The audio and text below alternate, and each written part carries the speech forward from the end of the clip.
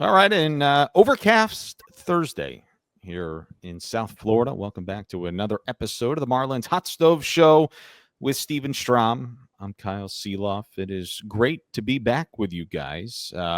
We are recording this late Thursday afternoon here, so if you're not watching live and maybe watching at another point, thank you for joining us. As always, you can find us on the podcast page, YouTube, Twitter. It's all archived. So we've had a lot of fun doing this already this offseason. The programs have been long, and Steve and I anticipate having another long show tonight, man, because there is a lot going on. Winter meetings in full swing. We've got a ton of news to get to, and I'm looking forward to it. This should be a great show tonight, man. I think it's fair to say we're going the distance this afternoon. Yeah, we're going to try. And there is a lot going on. You know, the Rule 5, the lottery, there's a couple of trades, obviously. And just outside of the Marlins, there's a bunch of free agent signings. Obviously, Juan Soto to the Mets, which affects the Marlins and within the division. So there's a ton to get to, Kyle. Sometimes you worry with these hot stove shows if there's enough meat on the bone, but you get weeks like this, and I'm ready to go for 5 hours. There was a discussion earlier this morning. Do we break this thing up into two shows? I've got to look at my rundown here, Steven. We're doing Jake Burger talk. We're doing Rule 5 draft, the MLB lottery. We've got some sound from Clayton McCullough. We've got an awesome interview coming up later with the Miami Marlins' new Vice President of Baseball Solutions, Ryan Plunkett, who's been on the job for a week. He's a busy guy. We actually had an opportunity to sit down for almost an hour with him on Tuesday, was it? Or was it Monday? I'm forgetting now. And he's also a nomad. You can't find anything online about him. So it was actually a miracle we got him on this show. And we're saving the best for last. It is another installment of Love It or Leave It, but that's down the road, folks. That's 2 hours from now. We've got a ton to get to tonight, but I don't know, Steven, let's hop right into the show, and we'll start the show tonight with the big news out of Dallas yesterday, and it was the acquisition of 3 prospects, Max Acosta and Echedry Vargas, a couple of middle infielders, and lefty intriguing arm Brian Mendoza from the Texas Rangers in exchange for probably the most established bat that the Marlins did have in Jake Burger. But, Steven, your reaction to that when we found out yesterday along with everybody else? My reaction was this is sort of what you should expect and what we've seen the last couple of months, particularly with the trade deadline. And I wrote this down, Kyle. That's now 11 players traded for 22 new prospects. And I think the big thing, and this was on MLB.com, to start the year, the preseason rankings for farm systems, the Marlins were at 29. And this was not updated. This was an article from the middle of August. The Marlins were at 15. And that's not to gloss over, you know, what Jake Burger meant to the organization, but Peter Bendix has been very clear with his plan. We're seeing it, and he's acting on it. And Jake Burger, I thought, had an incredible impact on this team when he was brought in last season or 2 seasons ago, I guess now, during the trade deadline, and really catapulted that team with Josh Bell to the postseason, and then the following year, you know, kind of up and down. But the blueprint is this for the Marlins right now. They want to get these younger guys in their system opportunities. And we'll talk about what it opens up for a potential roster spot for one of the younger guys. But my reaction to this, Kyle, is, yeah, this is right on cue. This is part of the plan. Peter has been open about it. And here we go again. Tough to see Jake Burger leave, obviously. Incredible dude, incredible family, and a really impactful bat on the field. But this is par for the course, I think, for the Marlins and what they're trying to achieve. Yeah, you mentioned Peter Bendix, Steven. Let's take a listen to what Peter had to say. He did meet with the media yesterday. I know a lot of fans have questions, and he even acknowledges here as well that, look, he understands their frustration. A lot of talent to the organization. We think really highly of the 3 players that we got in return. I think they're players that just add to the overall talent base. There's 2 really good shortstops. There's another pitcher. We never have enough talent, and I think it just contributes to the vision of being as good as we can as soon as we can. But why now for Burger? Pre our almost back-to-back 30-homer seasons. Like, what led to this decision now, I guess? It was a really difficult decision. These always are. This was especially difficult with Jake, and ultimately we felt confident enough and strong enough in the return that we were getting for him that we thought it was the right thing to do right now. Peter, you mentioned always the present and the future as well. How does this training specific help the present now for the team? This particular move adds a ton of value to the organization. It adds a lot of just long-term value. It adds a lot of players that we think are going to help us for a long time. And that was the goal in this particular trade. So by moving Jake, what does that do for like first base, third base, DH? Obviously, assuming things don't, there's still plenty of off season, but going to, let's say, spring training, does that mean like Connor at third, Jonah at first, DH can be like a revolving, like guys that need a break? I think we have a lot of options. We still have a lot of talent on the major league team, a lot of good hitters, guys that we started to see last year, guys that we might not have seen last year that we expect to see this year. It opens up additional playing time for guys that we think are really good. Yeah, let's get touch on Davis and his other sacks, but just how difficult it is to replace that power, given your ballpark and also the division you're playing. Absolutely. There's a lot of different ways to score runs, and we're open to all the different ways to score runs. Certainly, that power is hard to replace, but I think there's a lot of different ways that we can go about making sure that we have the kind of offense that we need. All right, Steven. So that was Peter on the decision to trade Jake Burger. Thought there was an acknowledgement there that there was an extreme level of difficulty in doing that. Yep.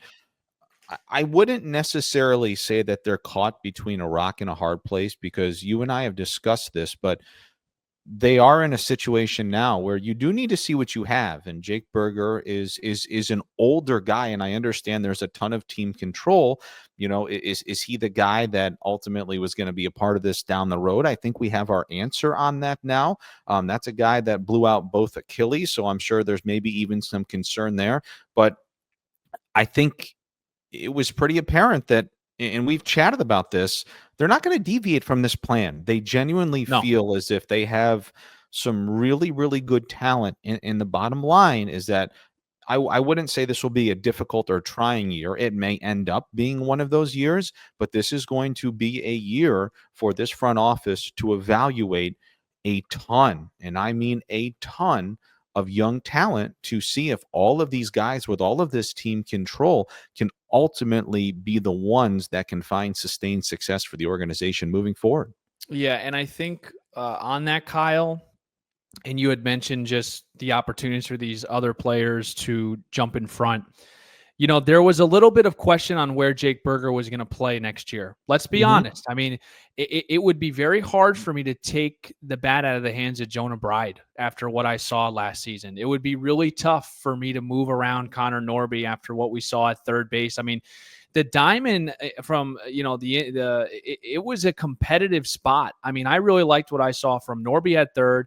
Xavier Edwards, of course, needs to get better defensively at shortstop, but he showed some great growth, I thought, last year, and you can't take the bat out of his hands. Otto Lopez, he did everything to play. I mean, you just couldn't sit him as well. Bride at first, but this now opens up the opportunity, and I think this goes back to what Peter ultimately wants his organization to be, and that's versatile players, right? And you're going to have someone like Davison De Los Santos, and he played 38 games at first base last year for Jacksonville and played 10 at third base, but he was originally a third baseman. You're going to see him in the mix, I'm sure, but that's a guy that hit 40 home runs that you say, okay, like he's 21. Like, let's see what he can do now, kind of thing. And I don't know if it was more like we've seen what we've seen from Jake Burger and we're not sure, I guess he kind of is what he is at this point, which is, a solid Major League Baseball player. But, this is a luxury of having a lot of prospects and exciting prospects that did well last year that now you can insert, plug and play, and see what you got. And there is something too, limited defensively, 28, turning 29 years old. There will be naysayers. There was people on both sides of the fence in terms if they liked the deal, didn't like the deal. We're not really here to give our opinion on if it was a good deal or not, simply to listen to what Peter had to say. I thought Keith Law had a very good thing in The Athletic, praising the Marlins for the deal, and certainly others out there that would question why maybe your most premier bat in the lineup is something you feel like you need to get rid of now. Totally. And I think the big thing, Kyle, was the pre-arb thing. I think that's sort of what was puzzling for fans, that he was under, team control. Why now? Why now? Sure. And another thing too, Steven, I think it's very hard because I'm a fan too. You fall in Right. love with the guys because of their personalities and who they are as human beings. You'd be very hard pressed to find a better human in baseball than Jake 100%. Berger and his wife Ashlyn, and now the two kids that they have. They're a beautiful family, an amazing family. It reminded me a lot of Luis Arraez in a sense that he was a fan favorite. He was the darling. He really was, in some respects, the face of the franchise within reason. But people fell in love with him. But what we also saw is when the Marlins made that trade last May, Otto Lopez stepped in. He got an opportunity. He played just about as well. There was some metrics you could find there were like, Dude. oh, that maybe is actually better for what this team needs down the road. Right. So I understand it. I totally understand it. I really don't have an opinion one way or another if it was good, bad, or somewhere in between. But I do think a lot of the frustration, not from the baseball side of it, is the human aspect from the fans. Like, why, right? Why? He was so fun. It was the Burger King thing in the ballpark. I get it. I get it too. And again, we want to thank Jake, and he was Oh. a great interview. Every time you wanted to get him, Kyle, I mean, he was up for it. So from a human standpoint, I know you and I will be cheering for him. He's actually reunited with Skip Schumacher, who is in the front office with the Texas Rangers. I'm sure maybe he had a say as well. But the Marlins got back some solid prospects. They already, and I'll read it to you right now, Vargas is now the 16th best Marlins prospect, and Acosta is now the 17th ranked prospect. We talked about Mendoza. He's not up there right now. 20-year-old from Venezuela. He's coming off a big year with the Rangers high A ball affiliate, posting a 2.32 ERA with over 100 strikeouts and 101 innings. So again, the blueprint. And I tweeted out, this is what structure, and this is what the plan has always been. It's just being like, again, it's to me, it's just reinforcing what his idea is, and he's going to continue to do this until the organization is in the position to have sustained success. Hey, and one other thing, I showed that graphic again. The young man Max Acosta, I know he wasn't previously ranked in the Ranger system. From what we understand and from what we were told this morning, Stephen, Peter and his team extremely high on Max. They do believe that come opening day, when the new rankings come out, that he's going to be right there in the thick of things. So look, would certainly echo what you have said. I think you're going to continue to see these type of moves. Not that there is a ton of established major league talent on the roster now. From a position player standpoint, there's a lot of great pitchers. But from a position player standpoint, the man with the longest tenure now would be Jesus Sanchez. But we'll see. Again, I think it'll end up ultimately benefiting the Marlins down the road, and we do wish Jake Berger the very best moving forward. Moving on, there's another new addition here to the Marlins 40-man roster. The Marlins selected Liam Hicks in the Rule 5 phase of the Major League Draft. In the Rule 5 draft yesterday. Young man coming over from the Tigers organization. He was acquired by the Tigers last year in the Carson Kelly deal with the Texas Rangers. We do have some sound from Peter Bendix on Liam Hicks, but Stephen, first, your thoughts on this addition as well, a young catcher for the Marlins. Yeah, and in a position where, the Marlins had some guys in and out from last year, right? They signed Christian Bethancourt, Ali Sanchez got some run. The Marlins are in a position now where they can legitimately look at a guy like Hicks, and you can legitimately say, this guy could potentially be the backup to Nick Fortes. He's proven he can play. He's, again, one of those 4A guys, right? Like, what is it? It's kind of like Jonah Bride. Like, he's got to get some playing time, and it was tough to crack a lineup for Hicks, but excited. And the Marlins have had some pretty good luck with Rule 5 guys, Dan Uggla, Justin Bohr, and Dane Myers as well. Yep. Okay. I do have some thoughts on it. First, let's hear from Peter Bendix on the acquisition of Liam Hicks in the Rule 5 draft yesterday. Started catching full-time in pro ball year and a half ago, and showed a lot of tools, a lot of really good defensive ability, and all the things that we look for in a catcher. And his approach at the plate is unique for anybody, especially for a catcher. His bat-to-ball ability, plate discipline is excellent. Wonderful things about the makeup, the kind of person he is. We think he's got a real chance to make our team. All right, so that was Peter on Liam Hicks. As a periodic reminder, when you do take somebody in the Rule 5 draft, that individual has to not only remain on the 40-man roster, but the 26-man roster in some capacity all year long. That individual can spend time if they do get injured on the injured list. But if Liam Hicks does not make the major league roster coming out of spring training, he would need to be offered back to his previous team. That would be the Detroit Tigers. So that's the situation with Liam Hicks. Now, I mean, obviously, if this goes well, he's going to have to get some playing time. This is very similar.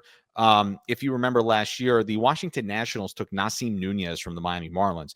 They stashed him away on the active roster all year long, barely played. He started to get a little bit more run down the stretch. He got a little bit of burn in September.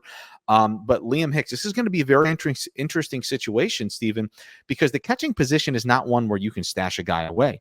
No. I guess in theory you could if you wanted to carry 3 catchers. I just don't see a path for that coming out of spring training. Is it feasible? Sure. Do I see it happening? No. So if indeed Liam Hicks makes the major league roster coming out of spring training, he's never played above AA. This would be his first crack at things, obviously, in the big leagues. He's going to have to play, even if that's twice a week. Nick Fortes cannot catch 150 games. He's not going to be, he can't be an Iron Man back there. I mean, that is a taxing position. So I wouldn't say this is a risky pick, because ultimately, if you feel like it's not going to work, you can simply offer him back, I think, for $10,000 or something to his old team. But it's a very interesting pick to take a catcher in the Rule 5 phase of the MLB draft. Very, very interesting to me. Yeah, I think it's interesting, and I'm excited to see what Max Garrett and company is going to work on, because we got a chance to chat with Max, the director of catching with the Marlins. He's going to get his hands on this Hicks individual. And, you know, again, like you said, Kyle, you're right, man. It is an interesting pick, because a catcher, you really can't just stash and hide. You know, you have to play him. You have to have, unless you want to carry 3 catchers, like you said, that's not usually an ideal situation. This young man could potentially easily be the backup catcher to Nick Fortes. You know, and the other thing too, and it sounds like he's got some offense to him, and that's a bit of a rarity in today's game. And we were chatting about that with Max last week. This is a young man who's never sniffed AAA that has to develop a rapport with the likes of Sandy Alcantara, Edward Cabrera, Ryan Weathers, Braxton Garrett, Max Meyer, others, right? Sorry, I'm forgetting somebody, obviously, but Cabrera, no, sure, that's not easy to do. I mean, he's going to have to develop that rapport with some established pitchers and a Cy Young Award winner that's coming off of Tommy John surgery. So there's a lot in it for this young man. This is an amazing opportunity from Liam Hicks. I wouldn't say there's an uphill battle, but he's going to have to work his tail off. That's just a position where you've got to be 100% certain that and confident that that young man can do the job coming out of spring training. Okay, next topic tonight. I know it's one that hurt some Marlins hearts on Tuesday, some Marlins fans' hearts. It was the MLB draft lottery. This was a graphic that we showed everybody last week, Stephen. The Rockies and the Marlins had a near 22.5% chance, the odds-on favorites, to ultimately get the number 1 selection in the Major League Baseball draft in the summer here of 2025. And the Miami Marlins ended up with the 7th overall pick. The worst position that they could possibly pick was number 8. I'll probably talk out of both sides of my mouth here, because I think I said last week I love the MLB draft lottery. At the moment, on Thursday, December 12th, I don't love it, right? Tough. But really, it is tough. what it is. Really, they weren't going to pick any worse than 8th. And I hate to see the quite literal lottery ball roll the wrong way here for the Marlins. But I also love what Major League Baseball is doing. You know, they're not incentivizing teams to stink for 5, 6, 7, 8 years. And unfortunately, and by the way, the real unfortunate part of this, the Washington Nationals, look here, they had a 10% chance. So not an awful percentage chance to get it, but the Washington Nationals with Dylan Cruz and James Wood and all these young kids might end up with Ethan Holiday, and then you got a battle of the Beltway there with Jackson and Ethan in the coming years. So that's how the lottery ball rolled for Miami. And I know a lot of fans are like, oh, it's just this is right on brand with the Marlins. But I will remind you, 2 years ago, the Guardians had a 2% chance of getting the number 1 pick, and they beat out 8 other teams with better odds. The A's, the Royals, the Rockies, each of those teams had an 18% chance. So this happens, and this is for us, the ugliness of the MLB lottery, because I know we were both looking forward to potentially bringing in an Ethan Holiday into the organization, but you got to trust Frankie Pilieri and the entire staff that they're going to make the best pick possible for the organization. They'll get number 7 and on you go, but this isn't a case of, oh my gosh, of course. No, this has happened, and it happened with the Guardians 2 years ago. And look, everybody that's coming off a bad year would love that number 1 overall pick. But the bottom line here too is within player development, you need to draft well, but most importantly, you need to develop. If you can't develop, it really doesn't matter if you're picking in the top Correct. 5 every year, which Correct. is now not feasible within the system. But this genuinely all comes down to development. Whoever you take in the 9th round, should they accept the $40,000 to become a pro ball player, depending on how well you can develop, there's a decent chance within reason that individual is going to get to the big leagues. So again, I'm sure they had on their board, boy, if we get 1, 2, or 3, we feel like we have a franchise changing, altering type guy.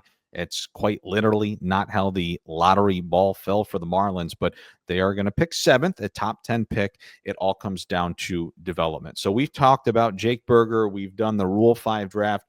We've done the Major League Baseball lottery. The winter meetings have wrapped up, Stephen, in Dallas, and we'll talk about some of the stuff on the back end here. But dude, it was a crazy 3 to 4 days out there, not just for the Marlins, but the entire industry as well.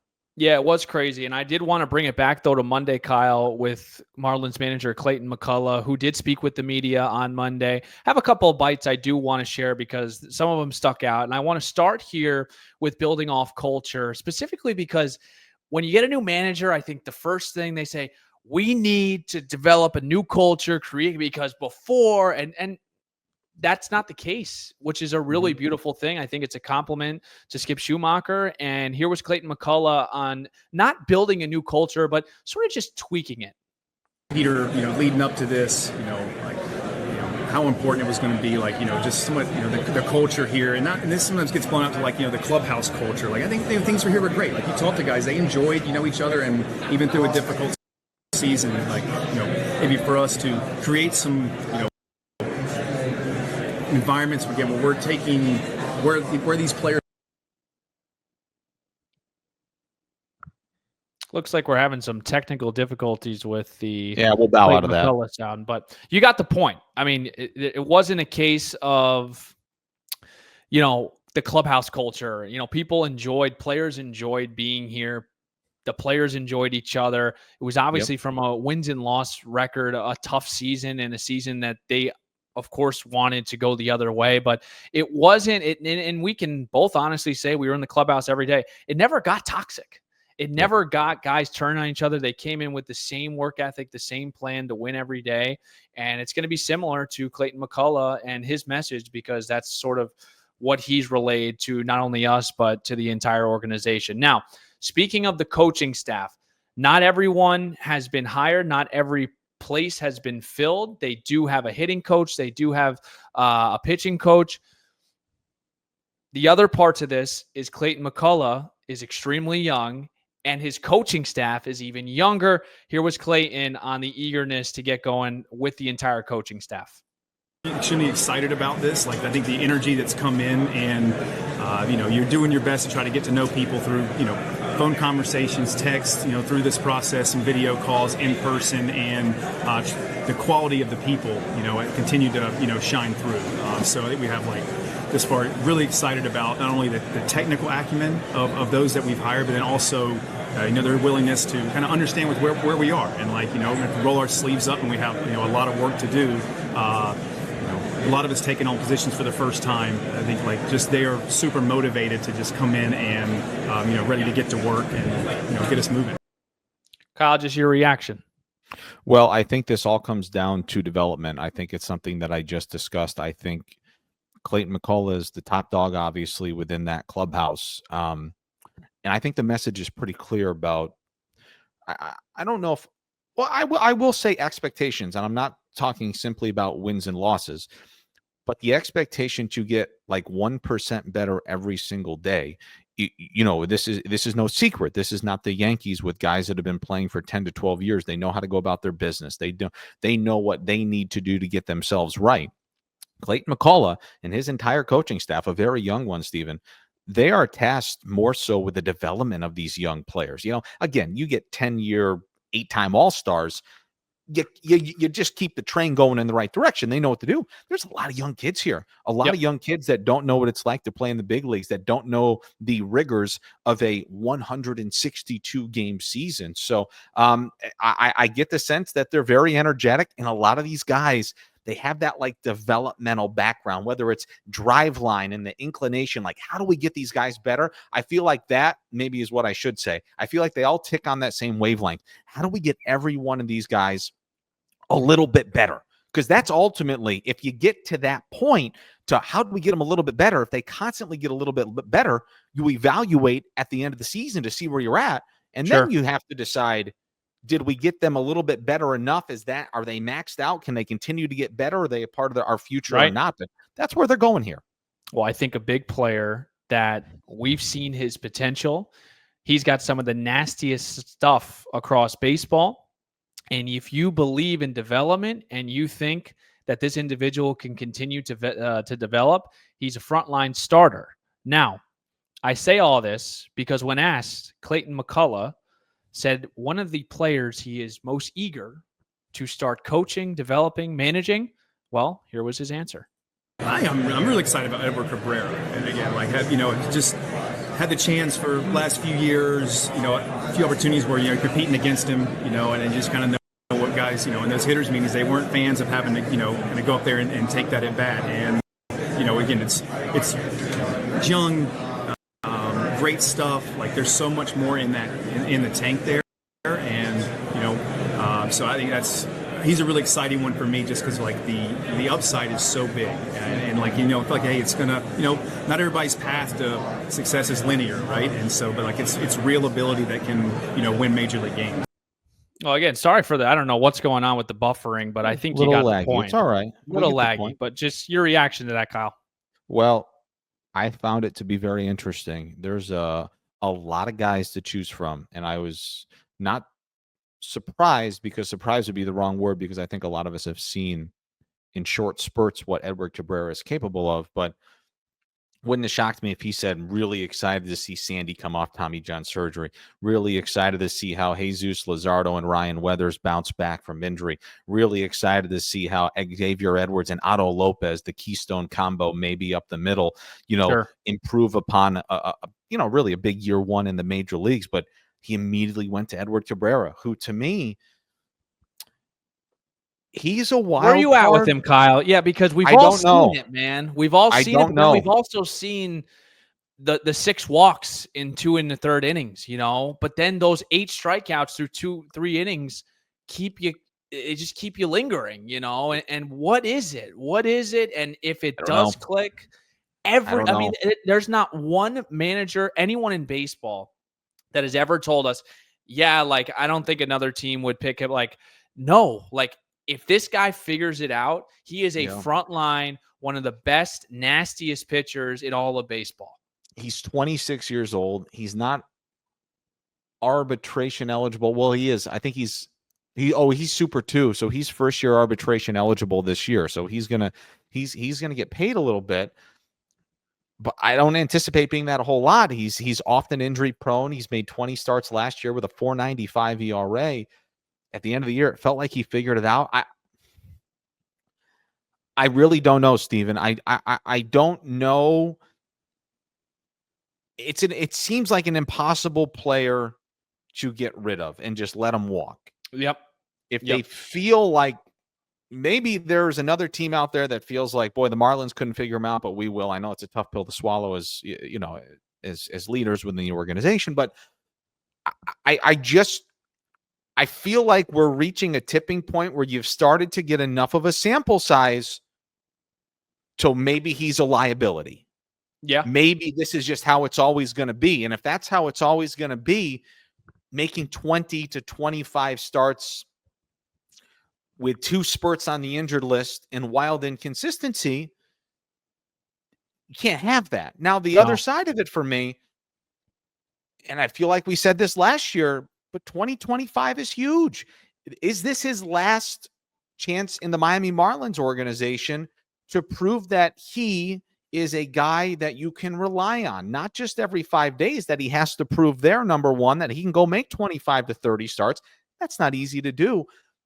But you can't have a guy out there pitching to a 5 ERA, occasionally costing 7 1/3 shutout innings, and you're left scratching your head like, we didn't see that for the last 8 starts, but now we've seen it twice in a row. What's going on? We'll see. Kyle, I think the big thing and the biggest difference, two of them actually. One, Peter Bendix has shown the ability, he'll move on. I mean, Christian Bethancourt was his guy that he brought in, and he was gone. I agree.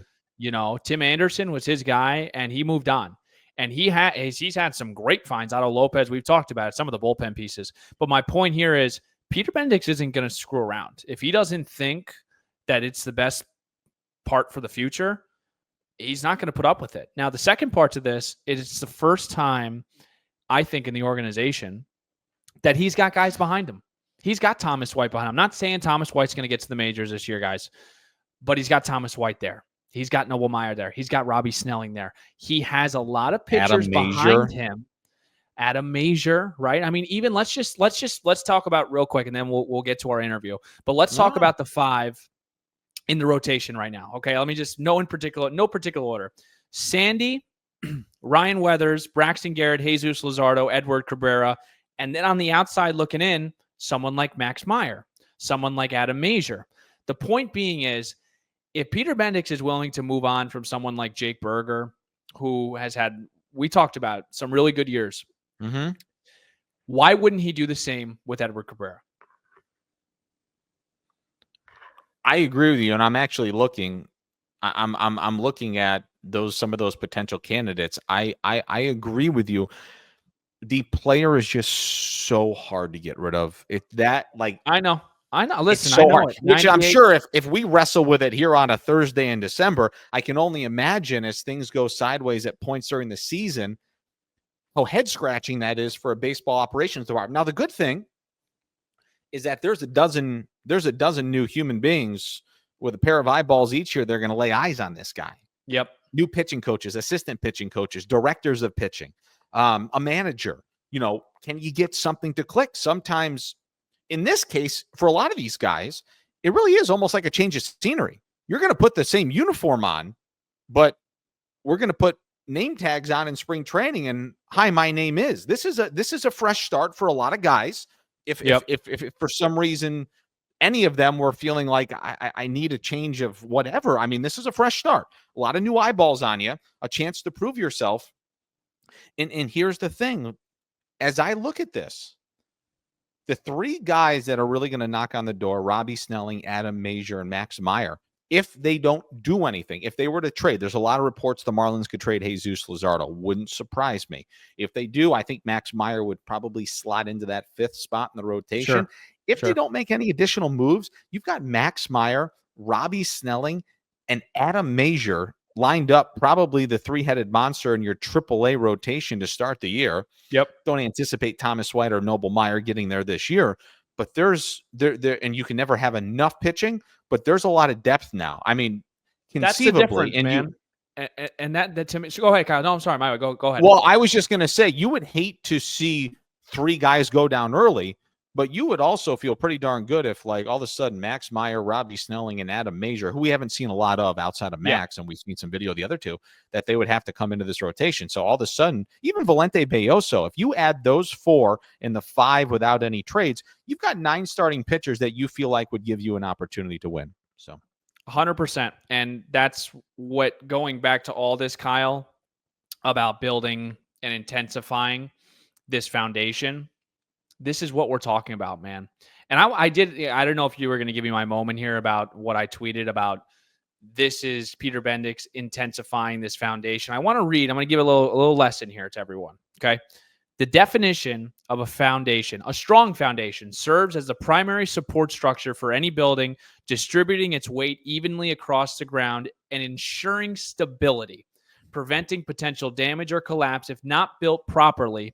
Essentially, without a strong foundation, A structure cannot stand firm and is susceptible to shifting, cracking, or settling over time. That is what I'm talking about right there. If Edward Cabrera, and we want Cappy to do great this year. We know what it could look like. But if it doesn't, guess what? You don't have to keep running your head through the same wall. And I think that is the luxury here that I'm hoping these young guys in the farm system really pan out, because then you're going to look back at December 12th, 2024 and be like, now I understand why the trade for Berger, why the trade for Jazz, why the trade for these guys, because this is how you build sustained success, where if this guy doesn't work, okay, cool. We got the next one coming up. He's already ready. He's already ready. He's already through the system. That's my rant. You know, I thought it was important that Peter acknowledged that he understands how frustrating it can be for the fans, because it's very understandable, right? Like, you know, it's not easy. It's not easy to see some of these guys go, and I don't want to necessarily beat a dead horse, but I do believe in their plan, man. I really do. I mean, I know sometimes it's hard to, you know, see the forest and the daylight through the trees, but I do think they are very serious when they say we want to be as good as we can, as long as we can, as quick as we can. And I really do believe that they have an opportunity here to do it sooner rather than later, because a lot of these guys, Steven, they're knocking on the door. I mean, even if in the, you know, in when you think about time frame, even a Noble Meyer and like a Thomas White, like they're knocking on the door in terms of like the plan. I'm not saying that's 2025. Sure. Certainly that should be expected in 2026. That's going to be here before you know it, right? Yep. So, again, I know some of this stuff is not easy to swallow, but I believe in what they're doing. Me too. I do believe that they're headed down the right path. I know when you have all of this young talent that it can be difficult. There will be learning curves. There will be bumps. There will be bruises. This is a loaded division. We can talk about some of that stuff later with the Juan Soto signing. It's incredible. But anyway, I think we've talked enough about that and some of those conversations and some of those bites there from Clayton McCullough in Dallas. We are going to get to our interview with Ryan Plunkett. This is nearly an hour, so Stephen and I will step aside. We chatted with Ryan on Tuesday, but first wanted to remind everybody about Monster Jam coming back to Lone Depot Park January 25th and 26th. Stephen and I, we told you this a couple of weeks ago. We were out there last year, man. Neither one of us got up there in the Gravedigger, but it's a fun experience to be a part of at Lone Depot Park. So make sure you come out in 2025. Again, that's a little over a month away. So you can do all that by going to marlins.com/monsterjam. And now we can send it off to our interview with the Miami Marlins Vice President of Baseball Solutions, Ryan Plunkett. Okay, well, joining us now on the Marlins Hot Stove Show is another, maybe the newest member of the organization. Ryan Plunkett is joining us. Last week, he was named as the Vice President of Baseball Solutions for the Miami Marlins. Stephen and I are intrigued. We have so many darn questions. But Ryan, thank you for joining us tonight. How you doing a week in here? Doing all right. No, thank you guys for having me on. Excited to get to talk. Well, we want to chat baseball, but I want to start with, could you take me back to the interview process when you were the lead lifeguard back home for 3 summers, Ryan? That is correct. You guys did some digging. But no, there's a man-made sandy bottom pool in my hometown. It's like a chlorinated pond. I grew up swimming there every summer. And as a kid, I always wanted to, looked up to the lifeguards, wanted to be a lifeguard. So that was my first dream job. Baseball was my second dream job. So I've been very lucky to only have a couple of jobs in my life, and I liked both of them. But that interview process was probably not the most rigorous beyond the swimming. First guy, Stephen, we've chatted with, his dream job was to be a lifeguard. How about that? Second was working in Major League Baseball. I love this. That's great priorities. Yeah, I suppose. I always loved baseball. Loved playing baseball. But at the youngest age, I guess, before thinking about MLB, I'd swim in the morning and play baseball at night. So Did you save any lives, Ryan? Did you have to jump in? Yeah. Did you ever have to provide a flotation device? I did have to jump in occasionally. Can't say anyone was ever in terrible danger. I think they probably would have been fine without me. But did have to jump in the pool once in a while. So. All right, Stephen, you can really press him now on the roles and responsibilities here if you'd like. Yeah, way to start it off, Kyle. Ryan, I this is the typical first interview question, but tell us a little bit about you growing up, where you grew up, how you got into baseball. Just kind of give it to us all, and we'll bounce off of that. For sure. Yeah. So I originally grew up in the Boston area, like a half hour, 45 minutes south of Boston in Abington, Massachusetts. It's like if you split Boston and Cape Cod in half, we're kind of like right in the middle. So grew up a really big Red Sox fan and a Red Sox household. I know baseball is typically kind of seen as like a father-son activity, and my dad would play catch with me in the yard. But love of baseball really came from my mom. She grew up a really big Red Sox fan. She nowadays doesn't hesitate to remind me that she suffered through a lot of Red Sox misery, and then I happened to be born like in the golden age for all of Boston sports. So I was growing up. I loved playing baseball, loved watching baseball. It was sort of like our rule in the house was like to watch the game with her. I had to finish my homework. It ended up working out pretty well. That she forced me to do homework. I liked math quite a bit, and doing my math homework, in hindsight, probably helped me get a job in baseball. So kind of came full circle there, but loved playing, was a mediocre high school player at best. And kind of, I think a lot of us like on the nerd side, like we wanted to understand why we weren't very good and tried to like dig into the numbers a little bit and learn. So growing up in high school, I stumbled across like Fangraphs, which, online blog for reading about baseball analytics and whatnot. And that was just kind of like a light bulb moment for me. So stopped playing, started looking into the math of baseball, and things just kind of spiraled from there. So grew up loving the game, big Red Sox fan, and, was eventually got lucky enough to get a job in the industry for sure. Ryan, what are some of your earliest baseball memories? Obviously, that's a cathedral at Fenway. It's one of our favorite places to go. But, as a family, I know we've all gone with our mom and dad and like had those special moments growing up. Was it those early memories at Fenway that kind of captivated you and propelled you into this love for the game? Yeah, Fenway's amazing. Still one of my favorite parks to visit. We actually got to go as a family this year. I worked for the Phillies in the past, and the Phillies played in Boston this year. So got tickets for my parents and the extended family, and we went together to watch it at Fenway. It was my first time going as a visitor, which was kind of cool and kind of different. But yeah, grew up going to a ton of games at Fenway. We were close enough that you could drive down to Pawtucket and see the Pawtucket Red Sox play. At that time, there was their AAA affiliate. And there was also the Brockton Rocks of the Can-Am League played like pretty much down the street from us. So got to see some like decent summer ball games there as well. Those were some of the big ones. And the Cape Cod League was fairly close to us as well. My grandparents had a house in West Dennis. So we would go to a lot of the YD Red Sox games, Yarmouth Dennis in the Cape League. Went to a lot of those summer camps. So loved watching baseball, loved playing baseball. A lot of the parks in the town where we lived were right around the corner from me. So we'd, walk to the Little League games together. And I don't really know what about baseball in particular drew me in. I love all sports, still support all Boston sports beyond baseball, which I know makes me pretty unpopular in most parts of the country.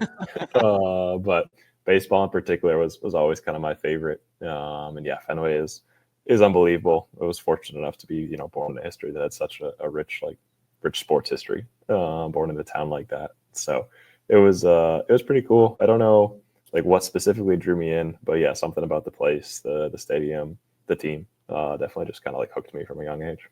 So you were in high school and you start to kind of play around with numbers. It's funny you mentioned Fangraphs. Kyle and I use the same thing just for broadcast purposes, but Ryan, it was sort of taboo, the whole analytics thing. And I know you're young, I'm young, but it was still kind of like in its early stages.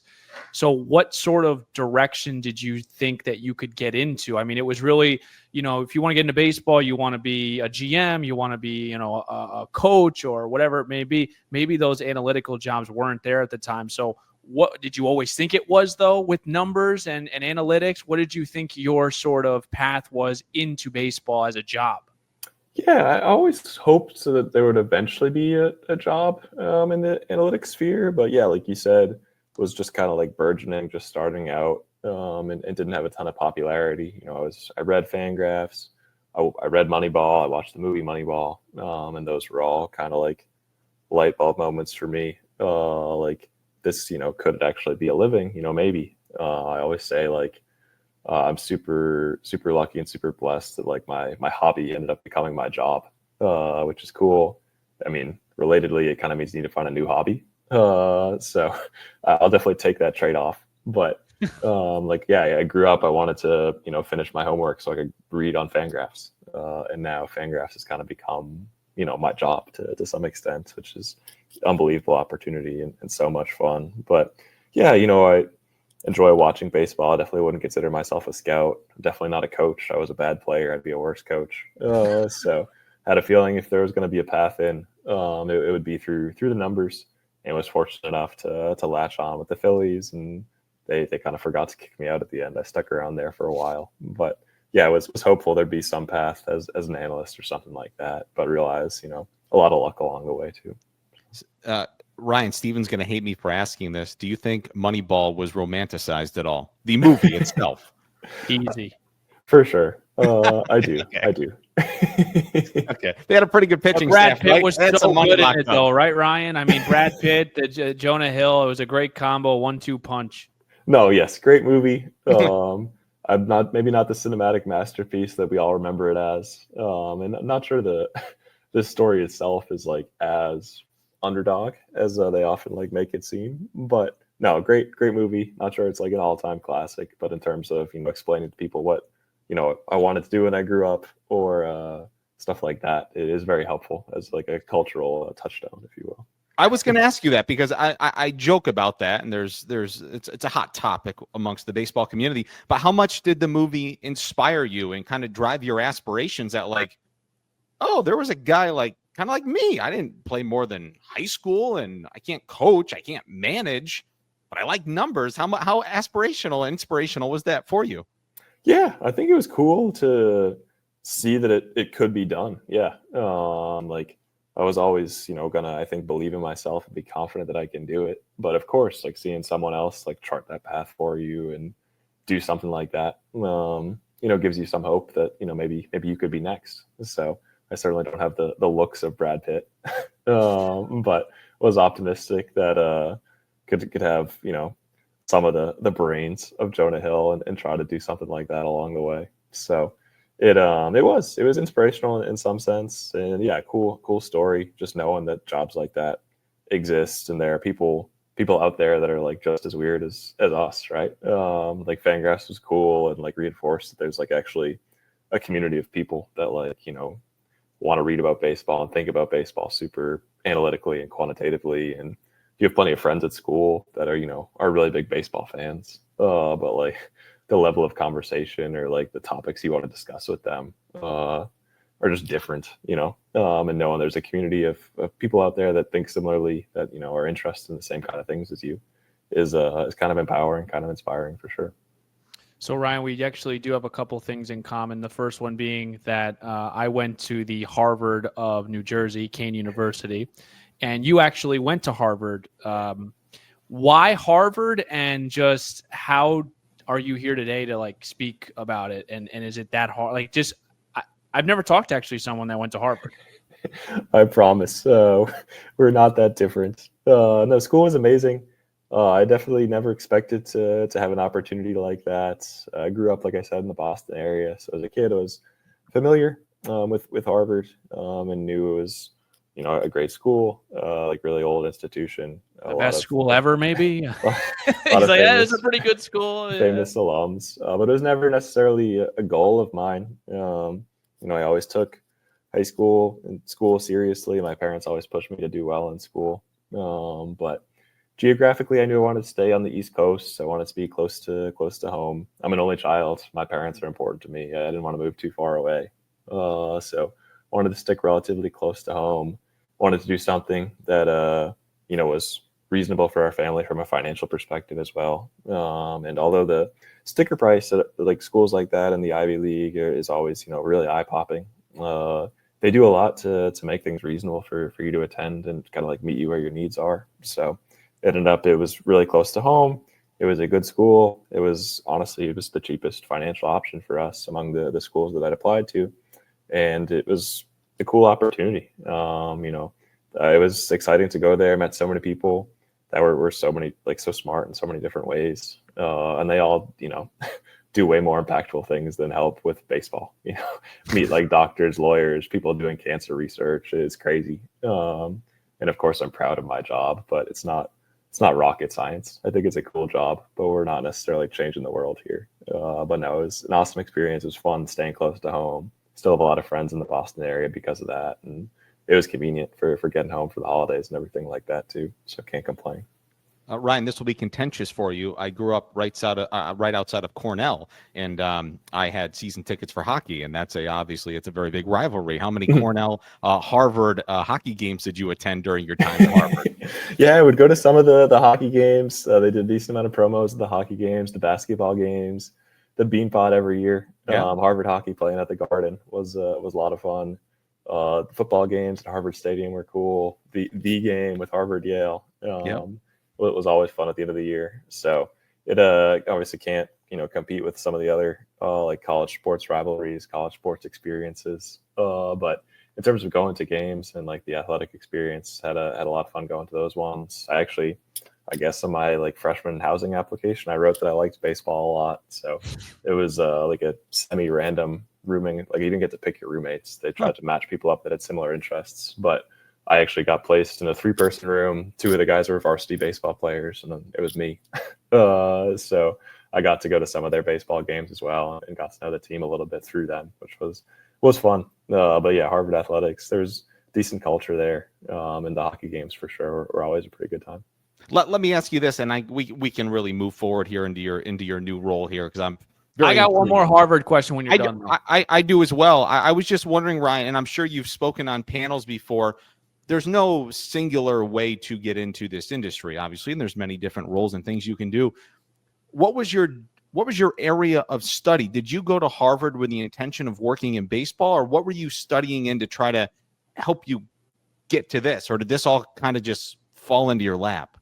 Yeah, I think I definitely caught a few breaks along the way, but I did, in some sense, I viewed school as like a vehicle to like help propel me to the career that I wanted to have. So I alluded to reading Fangraphs, in middle school and high school, and a lot of teams post jobs on Fangraphs, and in the job descriptions you can read about the qualifications and the things they're looking for when they hire. So I'd always, in high school, I knew I wasn't qualified for these jobs, and like I said, I really wanted to be a lifeguard. So I wasn't looking at them that seriously, but I could tell that teams were looking to hire folks that had studied math or applied math. They'd knew how to program. They'd study statistics and things of that nature, study physics. So I liked numbers. I liked math in high school.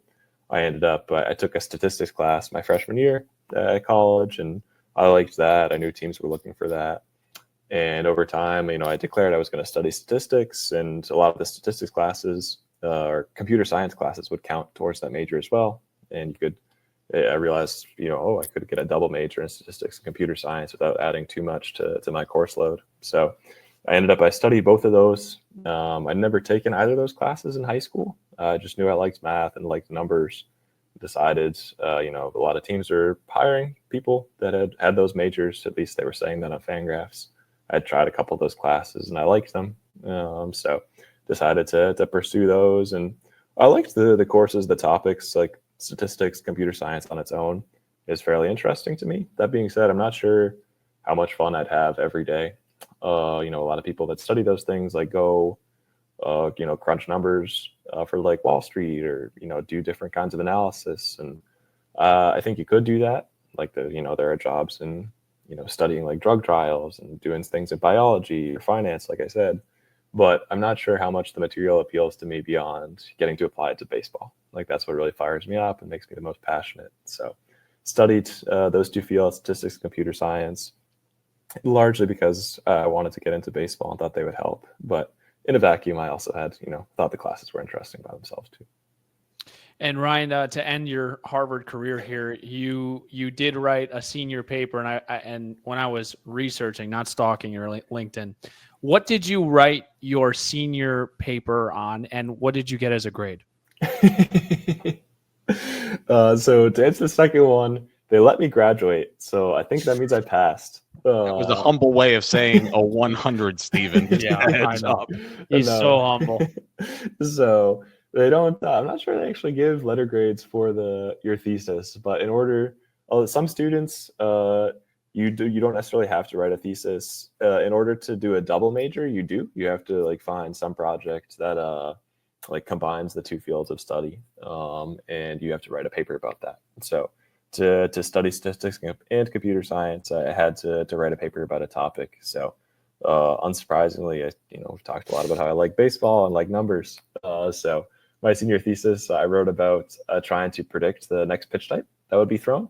So based on like a pitcher's repertoire, his like past pitches thrown, the batter he's facing, some of their strengths and weaknesses, can we try to use like different statistical techniques to predict like whether a fastball, a breaking ball, an off-speed pitch will be thrown.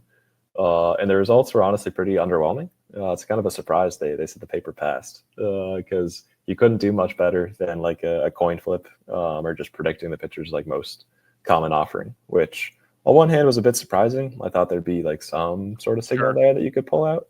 On the other hand, like at this point, I'm sure if there were, abilities to do that, like teams would have found them and tried to correct for them to some extent. And so it ended up being like much to do about nothing. I like wrote a whole paper about not really finding anything, which was kind of a bummer.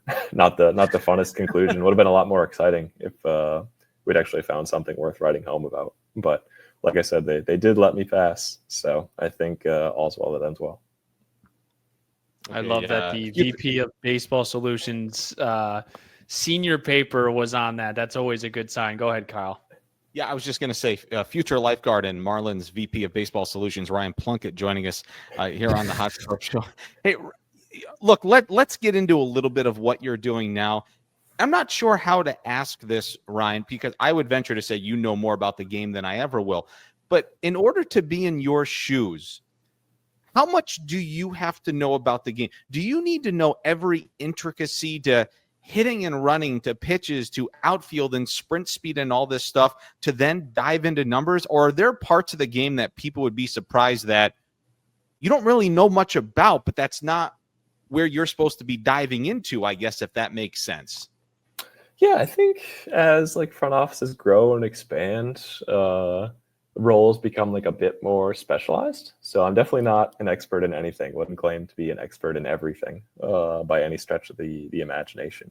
And I think my role, at least historically with the Phillies, and my role here and my experience thus far, is going to be much more focused on the data side rather than like the operational transactional side. Like I'm familiar with free agency, familiar with option status, familiar with rosters and whatnot, but you want to get into the intricacies of contracts and minor league free agents and whatnot, I would say that's not necessarily my area of expertise, and I don't think it's supposed to be. There are plenty of folks on staff here that are much more qualified, much more talented than me in those areas, and would obviously to defer to them. When it comes to data and numbers, I think I'm relatively fluent across like most spheres of baseball when it comes to pitching analytics, hitting analytics, defensive analytics, sprint speed, things of that nature. I'd say historically, most of my research is focused on hitting and pitching. I think those are the areas where we have the most data. And so naturally, those are the areas we kind of gravitate towards to do research. So I'm going to be most comfortable talking about those. That being said, there's plenty of modeling work to be done when it comes to catcher defense and framing, when it comes to hit probability and out probability, and using those to evaluate infielders and outfielders, and then base runners when it comes to stolen base probability and break-even rates and whatnot. So feel relatively comfortable talking across all those areas and like on-field data, numbers, things of that nature. Feel relatively good when it comes to transactional and compliance and rules.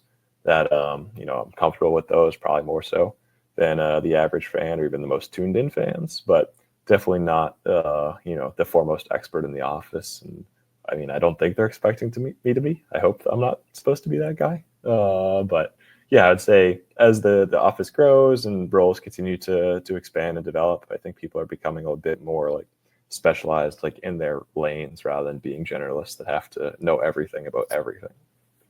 Ryan, I hope this isn't a lazy question, but I'm just really curious to know, and you can use Kyle and I as like players, but you know, what is something you would look at? If I'm like a shortstop or I'm a fielder, like what are some of the things that you are looking at? And then are you sort of the middleman of then telling the coaches like, hey, we feel like this guy can get better on his release, on his, his first jump? Like, I guess I'm asking for an example of some of the things that you're looking at on the field or in the box or whatever it may be that you're collecting and observing.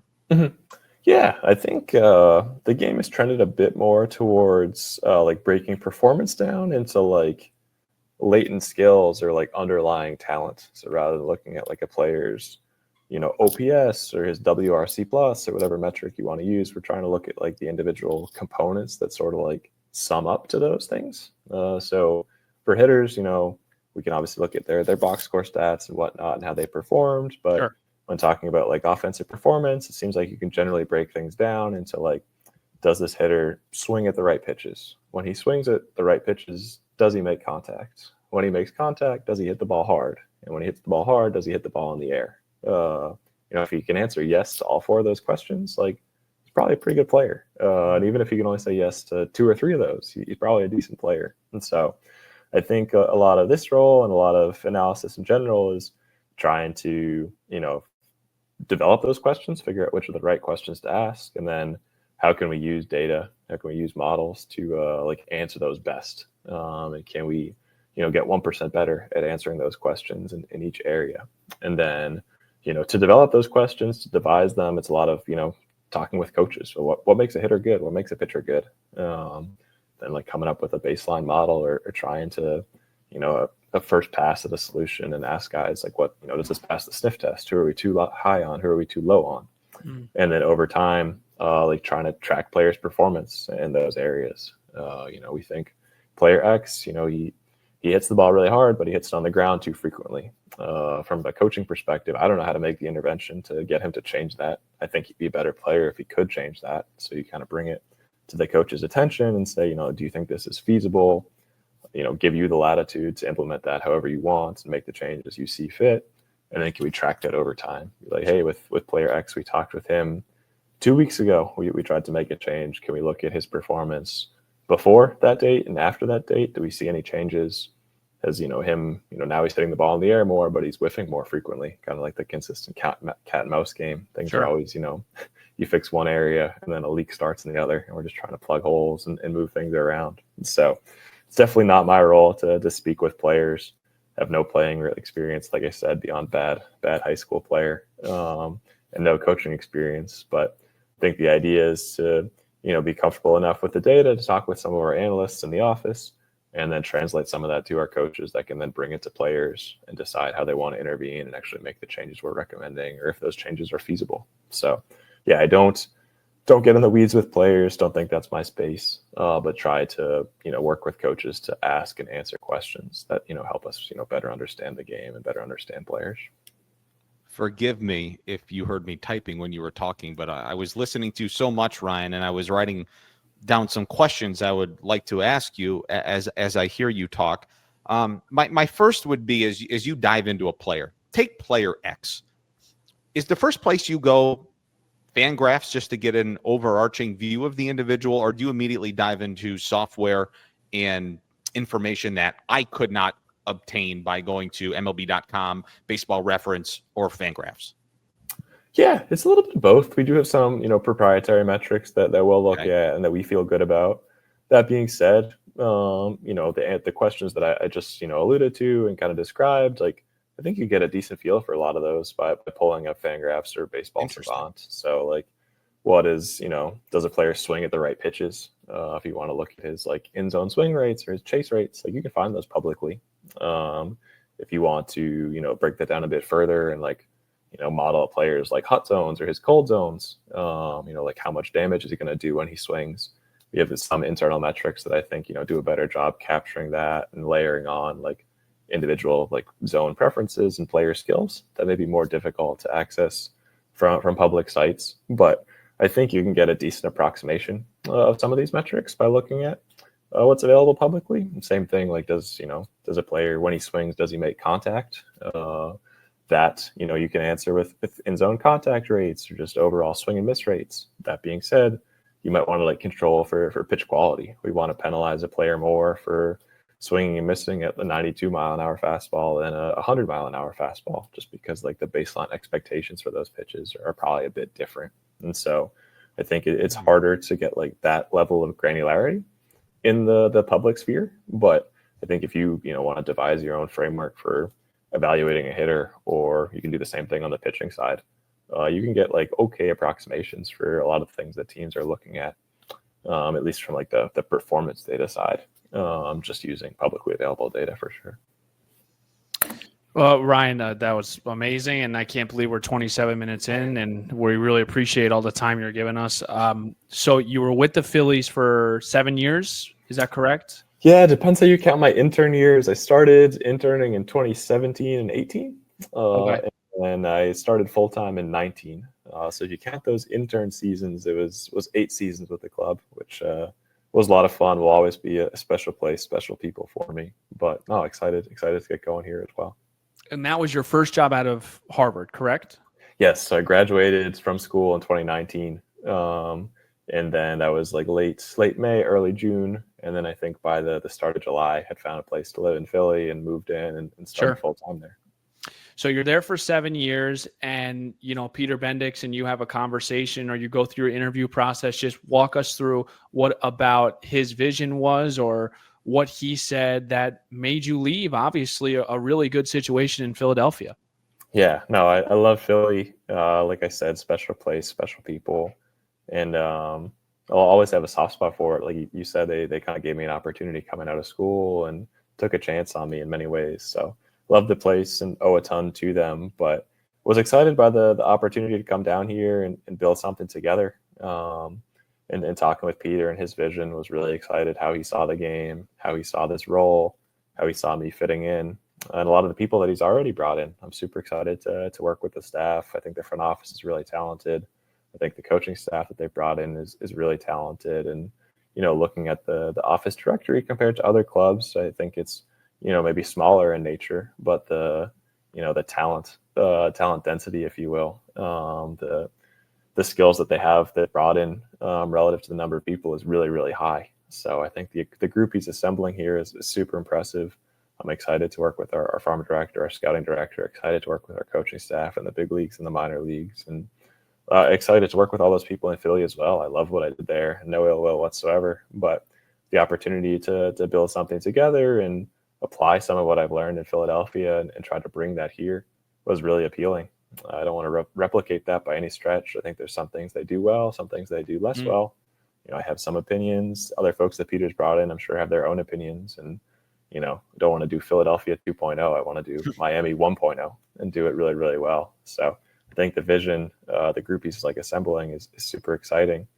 And it's going to be fun to be a part of. So it's scary to leave. I won't lie. Philadelphia was awesome, and I will miss it quite a bit. But I'm also pretty fired up by this opportunity and looking forward to really hitting the ground running. Ryan, the job to me seems very big league driven. How much involvement do you have in the minor leagues and number crunching down there on the farm? Yeah, I'm optimistic we'll be able to touch like every arm of the organization. Some of the models that we work on, I think will scale fairly well. Like if we talk about a pitch quality model, that's dependent on how fast the pitcher throws, where he locates, how much the ball moves.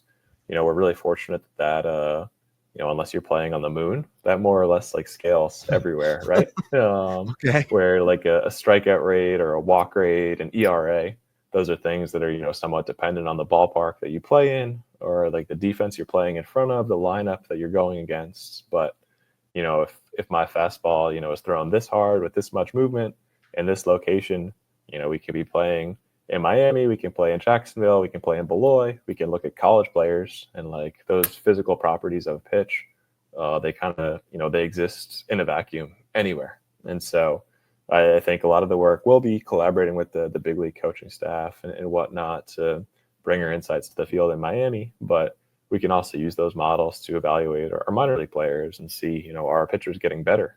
When we promote a player, his performance status is probably going to get a little worse just because he's facing better competition and the game gets harder. But we can look at his pitch quality and say, he's just getting unlucky or he's facing better players. So you don't really need to hit the panic button. Like, we know it's all the same stuff. He's just leveling up. It's going to take a minute.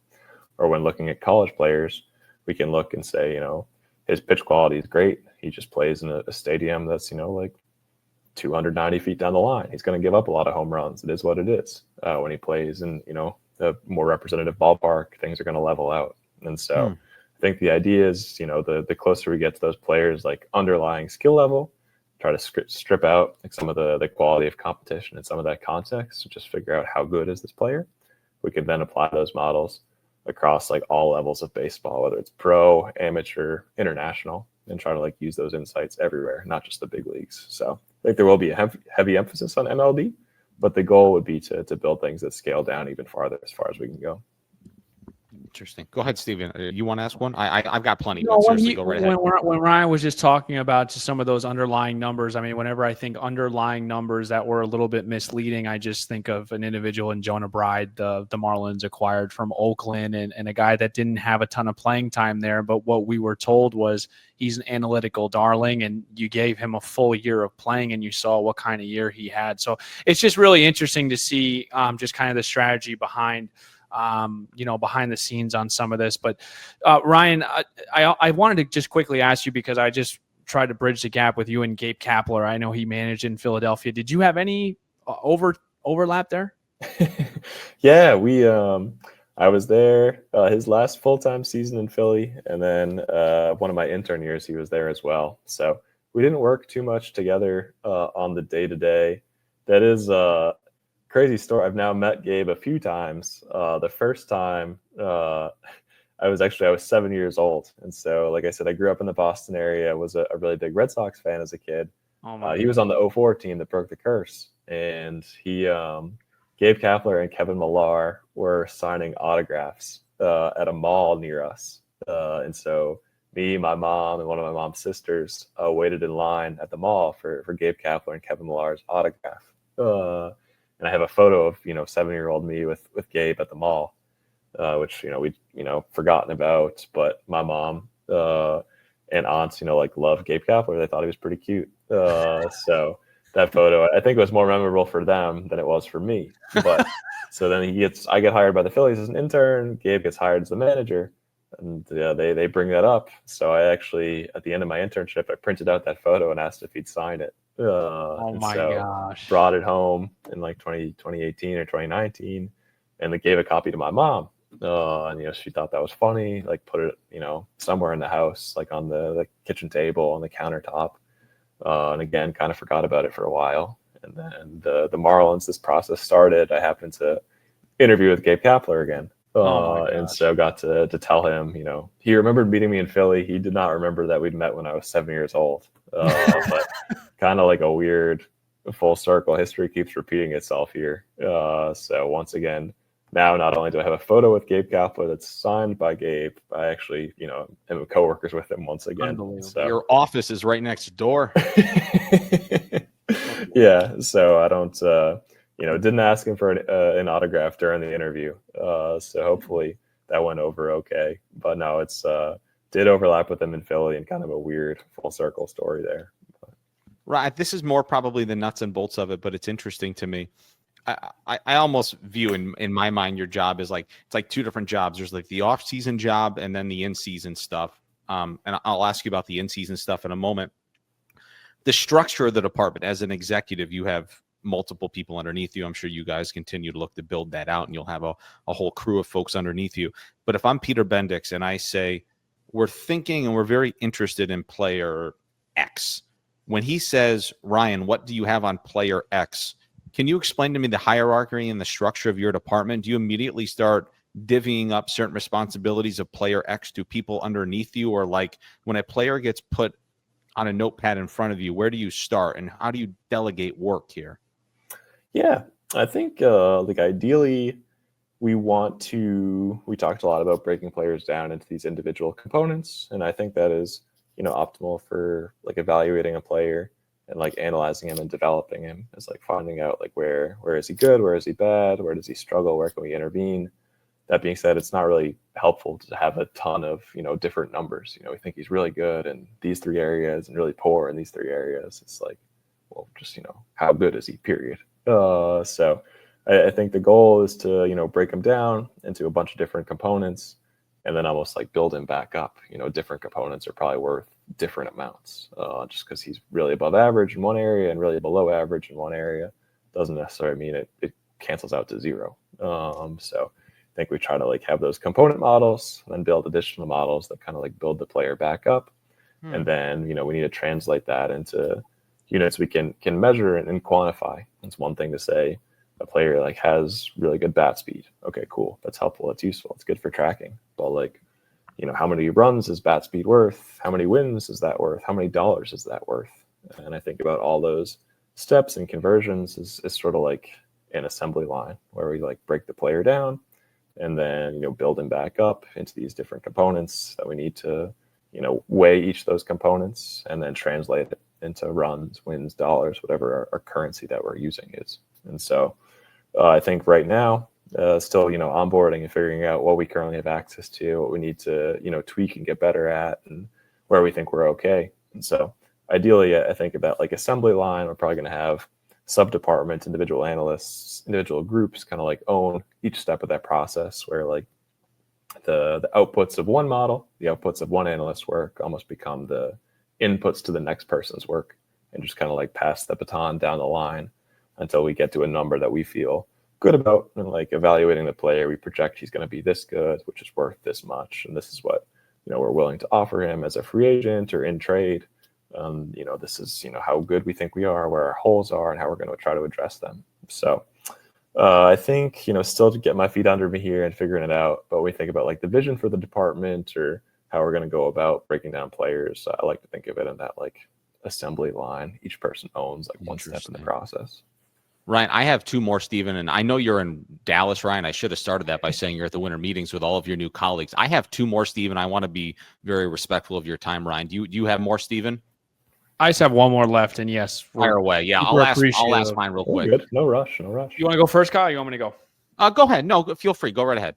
When we talked with Peter, I think it was last week, when he started talking about the hiring of you, I had to write this down. He said, quote, the intellectual curiosity that he showed, the leadership traits, even though he's pretty young in his career, and the culture fit that he is, he's going to enhance our culture and make the people around him better, close quote. And I know people like you who are so humble and so intellectual, beyond my realm of possibility. You like to be humble, but I need you to try to be a little bit, I don't want to say cocky, but I'd love for you to share just the cultural fit. Why do you think Peter had said that? We know about the brains, we know about the solutions, but what about the culture, you as a person, that you feel you're going to benefit the organization?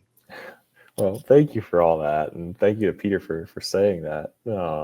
No, that quote was tremendous. My mom was really, really happy to read that. I was really happy to read that. So got to keep mom away from, by the way, from Gabe. Now that you're in close proximity, you got to make sure you have to lock her out.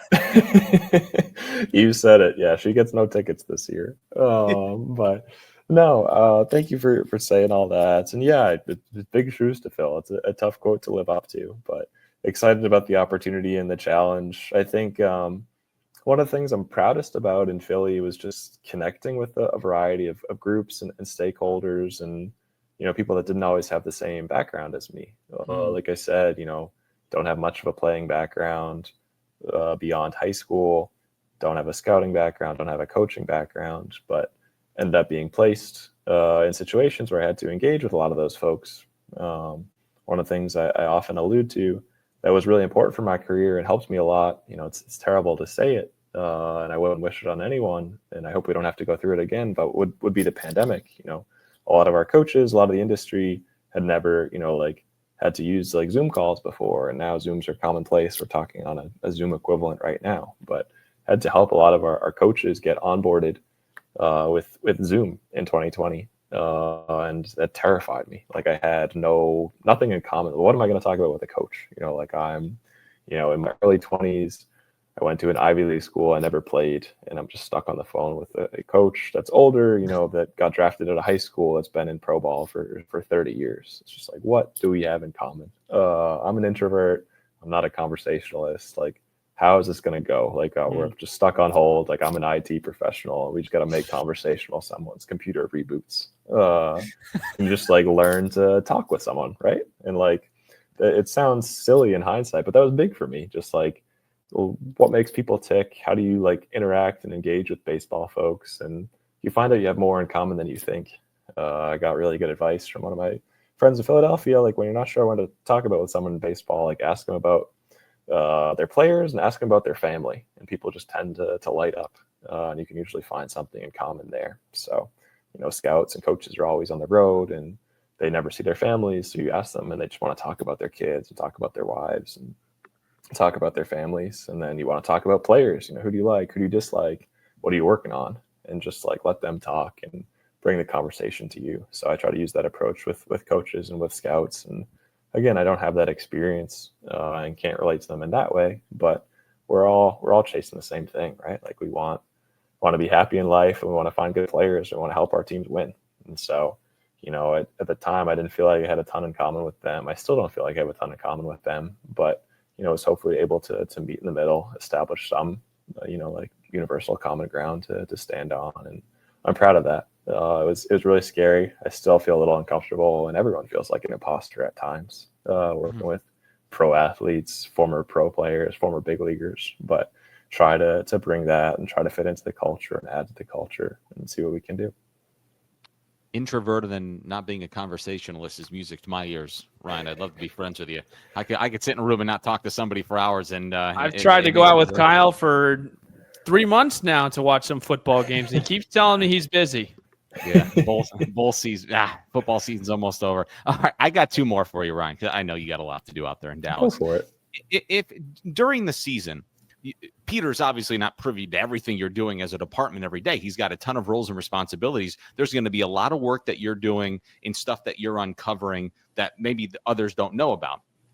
If you uncover something, let's say Stephen brought up Jonah Bride's name. Let's say he's a big part of the team this year. And through your research and all your digging and you and your crew, you find something.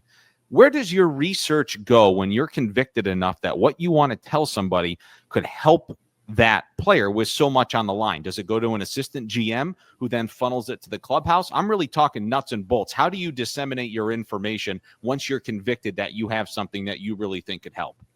Yeah, I think like once we do our research and feel good about it, then we want to document everything we work on. We want to like share that with our department. We want to review it, make sure everyone feels good about it, from the analysts that worked on it to their peers to department leadership to me and whatnot. And then, when we feel good about it, I think we want to bring it and surface it, whether it's to the AGMs, to other VPs, to Peter himself, and get them comfortable. And the big thing for me is, I think, getting the analysts themselves, the people that did the work, let them get comfortable presenting it and get them some face time. I think the folks that actually do the work, deserve the opportunity to grow and learn from that and present their work. And I think in large part, I have this opportunity because my supervisors in Philly gave me those chances. So I think it's kind of my goal to be the middleman and manage in some sense, but definitely don't want to like take the credit from my group or use that opportunity just myself. So I think my role is to like vet our findings and determine what we think is worthwhile to bring.